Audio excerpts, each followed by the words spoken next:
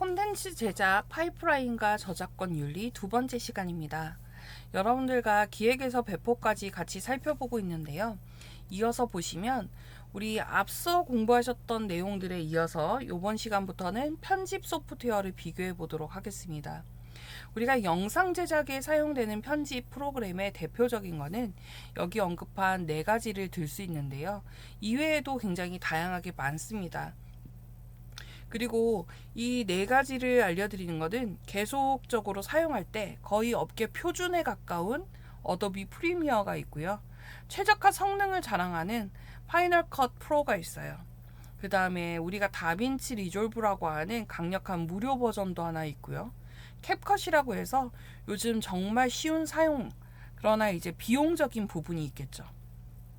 그 주요 장점을 살펴보면 우리가 포토샵, 포샵이라고 불리는 것들, 어도비에서의 포토샵이나 애프터 이펙트, 그래서 에펙이라고도 많이 얘기하는 이 애프터 이펙트는 굉장히 다양한 효과를 적용할 수 있어서 방대한 플러그인, 추가적으로 개발되어 있는 게 많아서 파티클을 일으킨다거나 또 따라할 수 있는 튜토리얼 같은 것들이 많아서 여유 있게 사용할 수 있는데, 어도비 구독이 학생에서 구독을 하더라도 월 39,000원, 4만원 정도가 되는 것 같아요. 그래서 그래도 학생용으로 구독하게 되면 웹에 사용할 수 있는 굉장히 많은 어도비의 모든 프로그램들을 사용할 수도 있고, 그리고 웹 저장 공간도 이용할 수 있는, 그래서 고사양의 PC가 필요하다라고 하는 건 그래픽에 대한 효과이기 때문에 고사양 컴퓨터로 작업을 하게 됩니다. 그 다음 파이널 컷 같은 경우에는 직관적으로 타임라인이 있어요. 그리고 한 번 구매하면 영구적으로 사용을 할 수 있어요. 그래서 맥 환경에서만 사용이 가능하기 때문에 문제가 있지만, 윈도우 기반할 때는 이제 그 서로의 호환성, 이런 것들을 좀 고려하셔야 되고요. 다빈치 같은 경우에는 무료 버전을 제공을 해요. 그래서 세계 수준의 색 보정 기능을 갖고 있어서 우리가 인터페이스가 좀 복잡하지만 그래픽 카드나 하드웨어 요구 사항이 높고요. 그리고 그 학습 곡선이 높다라고 하는 거는 배워서 사용하셔야 돼요. 어도비 프리미어도 마찬가지거든요. 프리미어도 배워서 사용하셔야 되는 게 많고요. 그래서 우리가 가장 요즘 선호하는 게 있죠. 캡컷이라고 불리는 모바일이나 컴퓨터에서 다 사용이 가능하고 굉장히 쉬워요. 그래서 자동 자막이나 트렌디한 효과 같은 것도 넣을 수 있고, 숏폼 제작이 요즘 굉장히 강화되어 있다 보니까 캡컷을 정말 많이 사용하고 있어요. 그리고 저도 어도비를 정말 사용한 지가 20여 년 돼가는데요. 25년 훨씬 더 되는 것 같아요. 한 97년도 이때부터 사용을 해서 어도비의 포토샵이라고 하는 역사적인 프로그램을 계속 사용해 왔는데, 최근에 정말 3년 동안에는 어도비 프로그램을 설치한 적이 없는 것 같아요. 새로 프로그램을 하면서 제가 웹 디자인이나 웹 개발을 많이 하는데도 불구하고 어도비보다는 일상적인 그런 디자인 프로그램이나 웹에서 연동되는 프로그램도 많이 이용을 하고 있답니다. 그래서 그 중에 저도 캡컷을 상당히 많이 이용하는데요. 디테일한 오디오나 이런 색 보정까지는 할 수가 없지만 기본적으로 우리가 유튜브나 이렇게 평범하게 보는 방송이나 영화 작업은 불가해요. 그러나 이제 기본적으로 볼 수 있는 많은 기능들이나 이것들을 발휘해서 사용을 할 수가 있습니다. 그리고 초보자 수준으로 처음에 시작한다라고 하면 처음 시작은 캡컷으로 시작을 하시면 좋겠고요. 그리고 나선 프리미어 프로라든가 여러분이 이제 컴퓨터에 따라서는 다빈치 리졸브로 넘어가는 것을 추천을 하고 있습니다. 자, 그러면 우리가 컷 편집이나 리듬 만들기라고 하는 걸 앞에서 이야기했잖아요. 왜냐하면 이 컷을 편집할 때 오디오가 영상보다 먼저 나오는 먼저 나온다 그래서 영상 후에 오디오가 이어지는 거는 L 기법이라고요. 그래서 L컷, J컷이라고 하거든요. 그래서 오디오에 대한 연결성 같은 것도 중요하게 보고요. 그 다음에 점프컷이 있어요. 말 사이의 공백이나 숨소리를 제거하는 거죠. 속도감. 그래서 저도 지금 여러분하고 영상 강의 녹화하면서 그 영상 녹화는 지금 오캠이라고 하는 프로그램을 이용하고 있거든요. 오캠은 저는 이제 광고나 이런 걸 좀 제거하기 위해서 그 금액을 주고 등록해서 사용을 하고 있는데, 이 오캠에서도 말 사이나 이런 거 영상, 그 다음에 편집이 또 이제 녹화만 하다 보니까 편집을 하기 위해서는 윈도우에서 제공하는 프로그램을 또 결제해서 사용을 하고 있습니다. 그래서 어도비나 전문적으로 지금 제가 하고 있는 거는 아니기 때문에 그냥 간단하게 잘라서 오디오 붙이고 또 속도 같은 거 조절하고 음악이나 자막 같은 거 넣고 이런 정도. 그래서 여러분이 유튜브나 컨텐츠의 기본 이제 편집 방식 같은 걸 하기 위해서는 여러 가지 이 두 컷, J컷, 점프컷이라든가 네, 또는 패턴이라고 하는 인터럽트. 그래서 우리가 시각적으로 지루한 거를 또 자막이나 우리가 주민 영상 같이 삽입을 좀 해줘야 이탈이 또 적어지잖아요. 그래서 아래에 예시 든 것처럼 이렇게 오디오라든가 또 그 점프컷 할 수 있게끔, 그래서 여러 가지 영상들이 같이 조화롭게 나타나고요. 그에 필터 기능을 둬서 필터로도 해당 기능을 더 보태고 있죠. 그래서 영상엔 템포를 조정할 수도 있고 비트를 매칭한다거나 호흡을 처리하거나, 그리고 시선을 유도하기 위한 그런 피로도를 최소화해야 돼요. 막 정신사납게 막 확장됐다가 축소됐다 이런 게 아니라 자연스러운 흐름. 그래서 정말 공들여서 찍은 게 여러분들이 다 사용을 하고 싶어도 그렇지 못한 경우도 있고요. 음악이나 영상 싱크. 저는 탑건이라고 하는 영화 여러분이 아마 아실 거예요. 최근에도 다시 한번 나왔으니까 과거 아주 오래전 영화인데, 그 탑건은 그때 오래전에 90년대 초에 나왔을 때도 그 음악이나 이런 것들의 웅장함, 그걸 그대로 2000년대 들어와서도 사용을 한 거거든요. 똑같은 시작음, 비행기의 소리와 음악과 함께. 아마 여러분이 찾아보시면 제가 오래된 영화를 이야기하긴 했지만 그 웅장한 음악과 시작되는 3초, 이것의 시선이 멈출 수 있는 그 느낌을 아실 거예요. 그래서 음악과 영상의 싱크가 몰입감이 굉장히 좋아요. 자, 그러면 이제 색 보정과 그레이딩에 대해서 이야기해 보도록 하겠습니다. 우리가 색이라고 하는 건 감정이에요. 색은 처음에 태어나서부터 색에 대한 감각이 뛰어나신 분이 계시겠지만, 색은 훈련에 의해서도 많이 감각이 살아날 수 있어요. 지금 여기에 마스터 그레이딩 된 그 부분에 대한 무드 있는, 그래서 화질 개선을 넘어서 디자인이나 컨텐츠에 이런 감정이 들어가 있는, 그래서 브랜드의 아이덴티티, 여러분이 아마 떠올리면 LG 하면 떠오르는 컬러가 있고요, 삼성 하면 떠오르는 컬러가 있죠. 네, 삼성은 그게 삼성 로고에 해당하는 그 컬러도 엄청난 금액을 지불하고 삼성 컬러가 만들어진 거거든요. LG도 마찬가지입니다. 물론 그 컬러에 대한 거가 어떻게 섞여서 사용되느냐에 따라 농도가 다 다르겠지만 삼성은 삼성 컬러가 있습니다.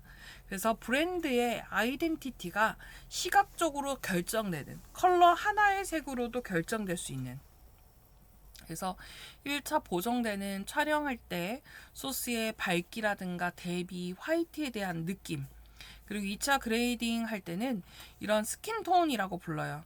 그래서 보정되는 틸이나 오렌지 같은 느낌, 지금 요 네 가지 컬러가 다 보여지는 거거든요. 그래서 도청적인 룩, 보여지는 것을 이제 얘기하고요. 룩을 통일한다는 거는 우리가 시간대나 장소에 촬영되는 컷들을 일치시키는 거 있죠. 드라마에서도 자연스럽게 낮밤에 대한 동일한, 또는 우리가 24시간에 대한 것들을 한 자리에서 지켜봤을 때, 또는 별자리나 달에 대한 것도 볼 수 있고요. 그런 자연스럽게 느껴지는 것이 룩 통일이라고 합니다. 그 다음에 자막이나 그래픽 디자인에 대한 체크리스트도 살펴볼게요. 우리가 프라이머리라고 하는 거랑 세컨더리 하는 부분이 이런 핵심적인 키워드가 강조돼야 되는 게 있어요. 굵고 지금 저 첫 글씨가 굵죠. 그리고 제가 가져가고 있는 이 주황색이라고 하는 컬러에 대한 느낌도 있고, 그리고 본문에서 제가 1차, 2차, 3차 색을 사용하는 것들, 그래서 통일된 주 컬러가 있고요. 강조하기 위해서 보조적으로 사용된 컬러들이 있죠, 이렇게. 그래서 텍스트의 잘림 방지를 위해서 영역에 대한 80%, 전체 영역의 안전한 세이프 영역, 그래서 안쪽에 녹색 영역을 잡았고요. 음성이나 이런 자막을 할 때, 또는 중앙 고정돼야 될 때, 중간 폰트나 가독성을 주고 우리가 나타나는 것들. 그래서 가독성 확보가 제일 중요해요. 테두리나 그림자에 대한 것도 적용하고요. 안전 영역이라고 하는 것도 만들 수 있고요. 일관된 스타일을 갖고 전체의 컬러 패턴이라든가 자막의 위치도 결정을 할 수가 있습니다. 그 다음에 읽는 속도도 고려하셔야 되는 거죠. 시청자가 자막 읽는 거하고 소리 듣는 거하고 속도에 따라서 텍스트의 길이도 조정하셔야 되고요. 자막이라고 하는 건 장식보다는 정보 제공이에요. 전 가끔가다 시각장애인용 자막도 띄워놓고 보거든요. 왜냐하면 화면에 대한 거를 어떻게 전달하느냐에 관심이 굉장히 많아요. 그래서 모바일 화면에서도 가독성을 최우선으로 해야 되기 때문에 여러분들의 모바일에 대한 컨텐츠 제작할 때도 모바일별 사이즈 이런 것들도 고려하셔서, 그리고 가로 세로 비율, 우리가 4:3 비율이 지금 16:9 비율로 하죠. 눈으로 바라봤을 때 가장 평안하게 볼 수 있는 방향, 네, 이런 것들을 중요시합니다.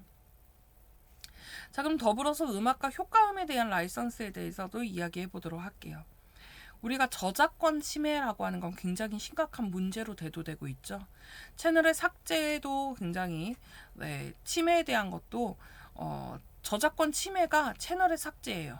그리고 경고랑 누적 때문에 영구 정지도 당하실 수 있습니다.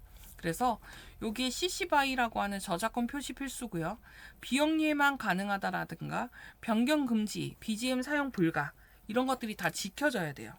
그래서 저작권에 대한 것도 명확하게 상업적으로 이용 가능한지를 체크해 보셔야 되고요. 그리고 공식적인 라이브러리 활용하시는 것도 굉장히 중요합니다. 그래서 우리가 공식 제공되는 음원을 사용하면 저작권 문제에서 가장 안전하고요. 여러분 직접 만들어서 사용하는 것도 가능하죠. 그리고 크레딧 포기하는 부분이 중요한데, 내가 라이선스 음악을 사용했을 때는 설명란에 반드시 아티스트나 곡 제목, 원본 링크를 반드시 명시하셔야만 해요. 우리가 인공지능에서 사용되는 부분도 인공지능이라고 명시하게 돼 있잖아요. 그것처럼 이 크레딧 표기에 대한 거, 그래서 내가 어떤 음악에 대해서 썼는지, 유튜브의 오디오 라이브러리를 사용했는지, 아티스트가 누구고 어떤 사운드에 대해서 해당하는 내용인지 영상 설명란에 반드시 기재를 하시기 바랍니다. 자, 그러면 우리가 대표적인 플랫폼 3가지를 살펴볼게요. 유튜브와 인스타그램, 틱톡이에요. 그래서 유튜브 같은 경우에는 정말 세계 최대의 영상 검색을 할 수 있는 엔진이죠. 지금의 대학생들한테 물어보면 여러분들도 유튜브에서 검색을 하셨을 거예요. 제가 알기로는 네이버나 구글에서 검색하거나, 요즘은 뭐 인공지능의 검색 퍼블렉시티랑 다른 것들 검색이 훨씬 많아지기도 했지만, 과거 유튜브, 네이버 검색을 하셨던 때가 있다면 전부 다 유튜브에서, 네이버나 뭐 이런 구글에서 검색하는 것보다 시청각이 동시 가능한 유튜브에서 검색을 훨씬 많이 하시고요. 스토리텔링에 굉장히 최적화가 돼 있죠. 롱폼이나 쇼츠에 대해서 병행도 되고요. 그리고 검색 엔진에 굉장히 노출이 빨라요.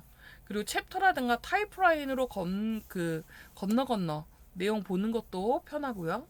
꼬리에 꼬리 물고 영상을 보는 것도 아주 오래죠. 그리고 지금 나이대 불문하고 그 일이 일어나고 있어요.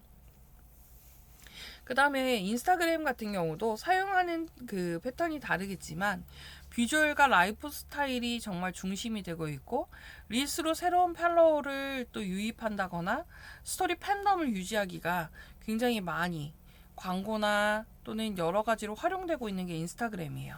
그래서 릴스 도달률을 활용하다 보면 그런 그 몇 번 내 영상이나 내가 올려놓은 이미지 같은 거를 어느 정도 그것을 봤는지, 어느 정도 인원이 그 내용을 봤는지 이런 것들도 다 알 수가 있죠. 그래서 이런 감성적인 것들에 대응하기도 쉽고요. 해시태그라든가 계정 태그를 통해서 연결되는 것도 많고요. 그 다음에 우리 틱톡이라고 하는 것도 살펴볼게요. 우리가 쇼폼 네이티브 플랫폼이라고 하는 이 틱톡 같은 경우는 음원이라든가 트렌드, 챌린지를 통해서 팔로워 없어도 폭발적으로 확산이 가능하더라고요. 그리고 초반에 3초 후기 정말 필수예요. 그래서 해당하는 내용이 빠르게 볼 수 있는. 그래서 이 플랫폼별로 내가 어디에다가 내 영상을 올릴 건지 이것도 기획할 때부터 시작되어야 합니다. 자, 그 다음 우리가 알아야 되는 부분 중에 하나가 이런 SEO라고 많이 부르죠. 조회할 때 추천을 가능한 메타데이터를 최적화시키는 거예요. 우리가 플랫폼은 시청자가 정말 오래 머물고 있는 콘텐츠를 추천을 해요. 그래서 시청자 만족도가 정말 우선시 되는 거고요. 검색할 때 노출되는 것을 중요시한다라고 하면 타깃 키워드로 제목, 설명, 태그들을 해시태그를 걸어서 정확하게 언급을 하셔야 되고, 그 다음에 알고리즘에 대한 거를 클릭률, CTR에 대해서 어느 방향에 대한 클릭을 할 수 있는 시간, 그리고 시청 지속 시간도 중요해요. 그래서 콘텐츠나 시청자가 얼만큼 내 콘텐츠에 오래, 그리고 타겟에 대해 또는 긍정적인 반응을 보였는지, 좋아요, 공유, 댓글 같은 것도 중요하죠. 그래서 그것들을 이끌어낼 수 있는 영상, 이끌고 있는 그런 시청각, 시각도 중요하고 청각도 중요합니다. 그래서 앞 시간에 다뤘던 시각을 위한 것과 청각을 위한 것, 그리고 그것에 대한 보조적인 수단, 자막까지. 그래서 이런 여러 가지 영상에 대한 콘텐츠를 종합적으로 여러분이 고려하셔야 되고요. 밋밋한 이런 정말 아무것도 없는 썸네일과 뭔가 강조돼서 이모티콘과 내용이 있는, 그리고 글씨에 대해서도 많은 글씨를 제공하는 게 아니라 빠르게 핵심적인 내용을 볼 수 있는. 그래서 영상의 첫 화면을 유튜브에서 보시면 굉장히 많이 달라요. 그래서 여러 가지의 노출 클릭률이라든가 퀄리티에 대한 초기에 대한 퀄리티가 알고리즘의 선택을 받으려면 그런 조회수가 확장되잖아요, 알고리즘을. 그래서 A안보다는 B안, 고대비에 대한 배경색, 인물 표정 같은 거, 지금 제가 누군가를 강조할 수 없어서 이모티콘으로 사용을 했는데, 인물 표정에 대한 것을 확대한다거나 텍스트에 대해서 3개의 단어 이내로 너무 많은 단어가 전달돼도 조금 정신사납다라고 하죠. 그래서 많은 단어보다 실질적으로 내가 강조하는 3개 단어 이내, 그리고 이 결과는 정말 이 형태를 잘 따라온다면 요 타임만 해도 2.5%에서 5.8%까지도 영상을 조회하는 결과가 나타난다라고 합니다. 그래서 어떻게 내가 2배 이상 상승할 채널을 내가 성장을 해야 된다고 하면 그런 탐색 기능 유입의 비중이 급격히 증가할 수 있다. 그래서 썸네일이 정말 중요하고요. 그러면 이것들을 이끌고 있는 용어 같은 것도 좀 살펴보도록 하죠. 우리가 분석 지표라고 하는 그런 인사이트에 대한 것들 보면 데이터 기반 성장 전략이 있어요. 그래서 어떻게 노출을 하는데 더 강조를 할 수 있냐, 평균적으로 썸네일이나 제목의 매력도를 판단하는 거예요. 그래서 그것을 클릭률이라고 합니다. 그래서 평균 4~5% 이상을 목표로 하고요. 10% 정도만 나와도 매우 우수하다라고 평가하는 게 노출 클릭률이에요. 그 다음에 평균 시간, 지속 시간에 대한 거를 AVD라고 부르는데요. 이건 몰입도라고 생각하시면 됩니다. 그래서 우리가 50%를 유지할 때 알고리즘이 굉장히 긍정적이어서 여러 가지 영상에 대해서 보다는 한 영상에 머물러 있는 시간, 그것도 시청 시간의 지속 시간을 계산을 하고요. 그 ENG라고 불리는 참여와 전환이라고 하는 구독, 좋아요 또는 공유, 댓글, 그리고 실질적으로 시청자가 그런 어떤 행동을 하는지 영상을 보고, 그리고 우리가 계속하면 우수 배지라고 하는 것도 달아주잖아요. 그래서 찐팬의 형성을 구하는 내용이에요. 그래서 정말 처음에 클릭을 할 수 있을 때, 그리고 데이터라고 하는 거가 이탈 지점을 분석하기 때문에 우리가 실질적으로 가장 많이 해당 내용들을 체크해 봐야 해요. 그래서 가설에 대한 것도 만들 수 있고요. 테스트나 유입 경로 이런 것들도 파악할 수 있습니다. 그래서 내 영상이라고 하는 영상을 올려놓고 수익이 발생하기 위해서 한다라고 하면 요 3가지를 분석을 많이 하셔야 되는 거고요. 저작권에 대한 것도 또 깊이 있게 보도록 하겠습니다. 저작권은 창작과 또 별도의 등록 절차가 이제 없어요. 무방식주의라고 하는데요. 우리가 지식재산권은 복제권, 배포권, 공중송신권, 2차적 저작물 이런 모든 것들에 대한 걸 다 이야기하는 거거든요. 그래서 우리 실질적으로 그런 공표, 저작, 서명에 대한 거 동일하게 그런 것들 유지하는, 그래서 보호받는 저작물이라고 하면 인간에서의 감정에 대한 창작물이라고 하는 거를 보호하기 위해서 우리가 만들어 놓은 거고, 그리고 그것들에 대해서 소설이나 각본, 그 다음에 우리가 글을 쓴 부분이라든가 이런 종합적인 것들이 전부 다 포함이 돼요. 그래서 그림을 그려서 썸네일이나 로고, 그리고 영상, 유튜브에 있는 사진, 그 다음에 소프트웨어들을 모두 포함하는 것을 우리가 보호받는 저작물이라고 할 수 있고요. 보호받지 못하는 것들도 이에 따라서 있습니다. 아이디어 표본 이분법에 따라서 단순하게 아이디어, 그냥 팩트나 사실이나 역사적 사건, 조리법, 기능적 절차라든가 시사 보도에 대한 건 저작권 보호 대상이 아니에요. 그리고 저작권에 대해서 자유 이용을 한다라고 하는 거는 특정 조건에 따라서 허락 없이 이용이 가능해요. 그래서 단순 복제라든가 개인 소장, 그리고 학교의 교육 목적, 시사 보도나 재판, 그리고 공정한 이용에 대해서는 우리가 저작권 제약에 대한 부분을 자유적으로 이용할 수 있는 부분이 있고요. 그리고 요 저작권에 대한 거는 여러분이 깊이 있게 살펴보셔야 합니다. 그래서 여러 번 내가 지금 사용하고 있는 것들에 대한 저작권 문제가 없는지, 그리고 그런 이슈 사항에 대해서 어떻게 대응할 수 있는지, 이런 것들도 잘 검토를 해보시기 바랍니다. 자, 그래서 공정이용화라고 하는 페어유스 부분까지도 출처만 밝히면 문제없다, 또는 수익 창출 안 하면 괜찮다, 10초 미만은 허용된다, 이건 오해의 소지예요. 우리가 공정에 대한 법적 항변인데요. 콘텐츠가 상업인지 비영리인지 교육적인지 이것을 판단하고요. 변형적 이용일수록 인정받아요. 그리고 저작물에 대해서는 사실에 입각한 뉴스나 역사보다는 개인이 창의적으로 창작한 영화, 소설, 음악, 이런 침해할 때는 저작권 침해라고 하고요. 이용된 양에 대한 걸 하면 양이 적어도 핵심적인 부분의 노출이라면, 결정적인 거나 클라이맥스를 사용했다라고 하면 공정 이용에 대해서 인정받기 어렵습니다. 그리고 시장에 이런 잠재적인 가치를 훼손하는 건지, 또는 대체제 역할을 해서 원작자의 수익을 감소시키는지 여부에 따라서 판단 기준이 이제 결정이 돼요.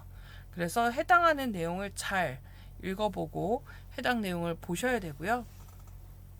침해 사례를 좀 검토를 해드리면, 드라마 요약을 해서 드라마를 10분 내에 요약하고 결말까지 공개하면 이거는 징역에 가깝습니다. 그래서 단순 인용이 아니라 시장 수요를 대체하는 침해로 판단되고요. 무단 리그램, 그러니까 타인의 사진 영상을 출처만 밝히고 허락 없이 재업로하다거나 상업적으로 공구 홍보하는 경우, 원작자가 삭제 요청을 무시할 때 고의성이 인정돼요. 그래서 출처 표시는 면책 사유가 아니기 때문에 사전에 DM이나 메일로 명시적으로 동의를 받아야 되고요. 원작 가치에 대해서 존중하기 위해서는 창작물이라도 잠재적인 그런 VOD 판매라든가 이런 공정 이용에 대해서 인정받기가 어렵기 때문에 저작권 침해 이런 부분에 있어서는 유의하셔야 합니다. 자, 그리고 신고와 대응 절차에 대한 거를 보시면 게시 중단이나 이의제기나 신고 철회라고 하는 방식을 택하는데요. 플랫폼에 삼진 아웃제가 있어요. 그래서 90일 이내에 저작권 경고의 3회 누적하면 채널이나 모든 영상이 영구 삭제가 됩니다. 그래서 굉장히 주의하셔야 돼요. 그래서 저작권 침해 신고 양식에 대한 거를 이제 그 내용이 다뤄져야 되고요. 원본이나 타임스탬프의 구체적인 증빙 자료, 이런 것들 신속히 준비하실 수 있으셔야 되고, 이의제기나 반론 통지, 그리고 허위 주장은 법적 책임을 질 수 있도록 신중하셔야 돼요. 이의 제기할 때 디펜스도 신중하게 대응을 하셔야 된다는 얘기고요. 워터마크 상시 삽입하셔야 되고, 프로젝트나 원본 파일의 로우 데이터, 연구 보관에서 여러분이 원작자임을 증빙하실 수 있으셔야 되니까 관리를 잘 하셔야 합니다. 그 다음에 라이선스에 대한 부분도 살펴볼게요. 우리가 CC나 로열 프리라고 있죠. 로열티 프리. 그래서 내가 크리에이트 커먼스라고 하는 이용 조건을 달 수 있어요. 4가지 조건이 있고요. 그 조건에 대한 표시로 비영리에 대한 건지 변경을 금지할 건지, 그래서 컷 편집 불가, 사용 규칙에 대한 거를 이제 잘 확인하실 수 있고, 로열티 프리라고 하면 저작권료를 추가적으로 발생하지 않는 프리예요. 무료라는 뜻은 아니에요. 그래서 최초 구매에서 범위 내에서 반복적으로 사용할 수 있는 거고, 재배포나 재판매가 금지되어 있어요. 그리고 1인 1 라이선스로 한 사람이 사용을 하셔야 합니다. 그리고 퍼블릭 도메인이 있어요. 우리가 퍼블릭 같은 경우에는 저작권 기간 내에 누구나 자유롭게, 그러나 2차 저작 수정이 가능하지만 인물의 초상권은 별도로 확인하셔야 합니다. 그래서 풀이라는 단어 때문에 무료라고 하지만 무료가 아니라 추가 과금이 없는 거가 대부분이고요. 무료는 상업용 이용 범위를 반드시, 그러니까 우리가 구글에서 이미지를 검색해서 쓰시더라도 상업용으로도 내가 무료로 사용할 수 있는 건지 이런 것들 확인이 필요하고요. 라이선스에 대해서도 캡처를 반드시 해두셔야 돼요. PDF로. 그래서 증빙 자료로 제출할 수 있게끔 준비하셔야 합니다. 그래서 크리에이터 윤리 강령과 체크리스트를 볼 수 있는데, 투명성, 책임과 존중이에요. 이 3가지가 가장 중요시 이야기되는 부분인데, 시청자를 기만하지 않는 거. 그러니까 광고 협찬 이해관계에 대해서도 공개를 하잖아요. 그리고 영향력 있는 것을 인지하셔야 돼요. 사회적 파급력이 있기 때문에 신중하게 제작하셔야 되고, 서로의 권리를 침해하지 않는 초상권, 인격권, 그리고 저작권, 이 부분에 대해서 중요시 생각해 주셔야 합니다. 그래서 광고 협찬일 때는 표기하셔야 되고, 팩트체크, 출처, 그리고 혐오스러운 거라든가 차별에 대한 부분이 있는지 확인하셔야 합니다. 그리고 안전과 유해성 검토도 미성년자에 대한 부분도 고려를 꼭 해주셔야 되겠죠. 딱 하나만 기억하시면 돼요. 이 영상을 내 가족이나 존경하는 사람에게 정말 내가 만들었어 라고 당당히 보여줄 수 있는지, 그 부분을 꼭 자문해 보시기 바랍니다. 자, 그러면 AI 생성에 대한 것도 같이 살펴볼게요. AI가 지금 만들었다라고 하면 유튜브나 틱톡에 플랫폼에 AI가 사용됐다, 라벨을 의무화되어 있어요. 그래서 시청자에게 혼돈을 주지 않도록. 요즘 딥페이크 영상이 많잖아요. 그래서 우리나라에서 시작됐고요. 그리고 인간의 창작에 대한 것을 AI가 100% 생성을 했다라고 하면 현재는 저작권 보호를 못 받아요. 저작권은 인간이 구체적인 아이디어나 선택, 배열에 대한 창작, 개입이 휴먼 인더 루프, 그래서 그 안에서 인간이 이제 제어를 했다라는 부분을 꼭 필수적으로 해야 되고요. 딥페이크 악용은 금지되어 있습니다. 그래서 이 모든 거는 투명성, 책임성, 안정성이 제일 핵심적이라는 거. 그리고 또 하나는 성적 불쾌감을 주는 콘텐츠는 심각한 범죄 행위고 법적으로 처벌될 수 있습니다. 허위 정보와 팩트 체크도 같이 하죠. 우리가 1차 출처에 대한 거, 당사자의 직접 발언이라든가 1차 출처에 대한 출처를 반드시 추적해서 확인해야 되고요. 2차라고 하면 신뢰할 수 있는 출처를 다시 한번 대조해 보셔야 돼요. 교차 검증. 그래서 편향된 그 부분이 아니라 실질적이냐, 그래서 팩트 체크 하셔야 되고요. 투명한 정정, 그래서 즉시 정정 고지 하셔야 합니다. 그래서 브랜드의 여러분의 가치를 더 높일 수 있는 것은 이 허위 정보나 팩트 체크를 잘 하셨을 때 주장하실 수 있는 거예요. 자, 그리고 혐오 표현과 차별에 대한 예방을 하기 위해서는 여러분이 강력하게 규제하는 부분이기 때문에 인종, 민족, 국적, 종교, 장애, 질병, 성별, 성적 지향, 그 다음에 나이, 참전 용사와 사회적 약자에 대한 모든 이 부분은 보호 대상입니다. 차별이나 낙인 표현에 대한 거라든가 문맥이나 풍자에 대해서 또는 괴롭힘이나 사회적인 사이버 폭력이 되지 않도록 서로 모욕적이거나 공개, 신상 공개하는 행위는 방지하셔야 돼요. 그래서 악의적인 딥페이커는 커뮤니티의 가이드라인도 위반이기 때문에 어떤 것도 용납되지 않는다라고 하는 걸 꼭 기억하시고 제작하셔야 합니다. 개인의 초상권이나 촬영 동의도 꼭 필요한데요. 초상권도 법적 분쟁에 대한 요인이 있어요. 그래서 사전에 동의하셔야 되고 비식별, 그래서 모자이크 처리한다거나 민감한 정보는 노출하지 않는 것. 그래서 촬영 시 촬영 중이라고 하는 걸 안내를 이제 할 수 있고요. 서면 동의서도 받아야 돼요. 그리고 14세 미만의 아동이나 청소년 촬영하면 법적 대리인의 동의가 필수적이고요. 이것의 식별 정보가 노출되지 않도록 해야 해요. 그리고 초상권은 손해배상 청구로도 이어지기 때문에 여러분이 정말 주의하셔야 되는 사항이에요. 크리에이터로 윤리적인 평판이 하락되기 때문이에요. 자, 그래서 디자인 가이드도 이제 설명을 좀 해드리면 브랜드의 아이덴티티를 갖는 거죠. 로고, 컬러, 타이포그래피, 그 다음에 컬러, 이런 컨텐츠에 대해서 이제 색상, 제가 아까 설명한 것처럼 저는 주 색상을 사용한 게 주황색이라고 그랬어요. 그렇죠?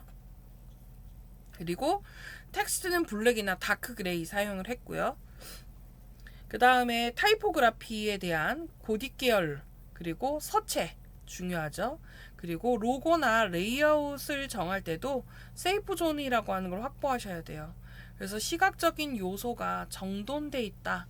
그래서 브랜드의 가치를 더 높일 수 있어야 되고요. 시사적으로 이제 우리 디자인 시스템에 템플릿을 활용할 수 있어요. 넷플릭스나 스포티파이나 이런 그 전 세계적으로 동일한 브랜드를 갖고 있는, 그래서 썸네일이나 규격에 대한 로고 배치하는 게 넷플릭스고요. 이 넷플릭스는 로고에 대한 세이프존이 정말 잘 처리가 돼 있어요. 그리고 스포티파이 같은 경우는 창의적인 부분이 있는데 이런 듀오톤이라든가 도형에 대한 그래픽을 굉장히 강조하고 있고요. 이런 템플릿에 대한 것을 여러분 구축할 때 마스터 레이아웃이나 타이포그래피 또는 그 그래픽 에셋, 자산들에 대한 것들을 잘 정리하는 것부터 모듈화 템플릿으로 시작하는 게 중요하죠. 자, 이제 마무리하도록 하겠습니다. 여러분이 이제 체크리스트 살펴보실 때 처음에 어떻게 내가 니즈와 영상의 목적이 있는지, 음원이나 또는 폰트 자료 화면에 라이선스, 법적인 문제가 없는지, 그 다음에 내가 편집하고자 할 때도 오디오에 대한 일정한 그 음질, 그리고 자막의 가독성, 그 다음에 우리가 검색하는 부분에 있어서는 제목이나 태그, 썸네일을 잘 준비했는지, 이것들을 체크하시면서 영상을 제작하시면 많은 도움이 되실 거라 생각됩니다.